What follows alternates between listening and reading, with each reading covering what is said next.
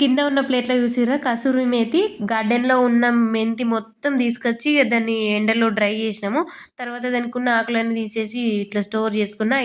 ఇంకో ప్లేట్ కూడా వెళ్తుంది కసూరి మేతి. దీన్ని మొత్తం డబ్బాలో స్టోర్ చేసుకోవాలి. ఈసారి ఎగ్ కర్రీ కొంచెం డిఫరెంట్గా ట్రై చేద్దాం అనుకుంటున్నాను. ఎప్పుడైనా బాయిల్ చేసి వండినా లేదంటే ఆమ్లెట్ చేసినా కానీ ఇది ఫస్ట్ టైం ఇలా వేయడం. ఇండక్షన్ మీద కర్రీ స్టార్ట్ చేసిన దాని మీద అయ్యేసరికి మధ్యలోనే కరెంట్ వెళ్ళిపోయింది. మళ్ళీ అక్కడ నుండి తీసుకొచ్చి మళ్ళీ స్టవ్ పైన పెట్టాల్సి వచ్చింది.